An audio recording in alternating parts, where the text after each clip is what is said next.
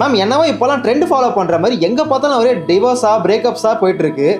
இதுக்கு நம்ம ஏஎல்பி மெத்தட்ல ஏதாவது பரிகாரமோ ஏதாவது டிப்ஸ் இருக்கா மேம்? கண்டிப்பா. இப்போ இந்த ஜென்ரேஷன் பாத்தீங்கன்னா எல்லாருமே லவ் மேரேஜ் தான் பண்ணிக்கிறீங்க, இல்ல புடிச்சுதான் கல்யாணம் பண்ணிக்கிறோம். ஸோ இந்த ஜென்ரேஷன்ல பார்க்கும்போது ஜாதக பொருத்தம் 10க்கு 10 பொருத்தம் எல்லாருக்குமே கண்டிப்பா இருக்க சான்ஸ் இல்லை.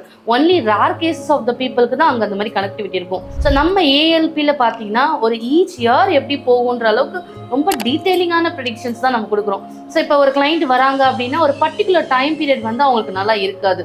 ஸோ அப்போ நம்ம என்ன பண்ணுவோம்னா அந்த டைம் பீரியடை எப்படி ஓவர் கம் பண்றது அப்படின்றத நம்ம சொல்லிடுவோம். இப்போ சில பேருக்கு ஜாதகரே காம்ப்ளிகேஷனா இருப்பாரு. ஏன்னா 1-8 போய் உட்காந்துருக்கோம். அவர் எப்படின்னா அவரே ஒரு பெரிய கமிட்மெண்ட்லயும் பெரிய பிரச்சனையில இருப்பாரு. ஸோ அவர் சைட்ல பிரச்சனை வச்சுட்டு ஒய்ஃபை பிளேம் பண்ணக்கூடாது. இப்போ 7க்கு 2 இருக்கும்போது அந்த மனைவின்றவங்க சம்பாதிக்கக்கூடியவங்களா இருப்பாங்க. வருமானம் சம்பந்தப்பட்ட நிகழ்வுகள் ஜாஸ்தியா போகும் அவங்களுக்கு. ஸோ அவங்க அந்த மாதிரியான ஒய்ஃப் எப்படி என்கேஜ் ஆயிருக்காங்களோ அதை பொறுத்து தான் உங்களோட கம்பானியன்ஷிப்பே இருக்கு.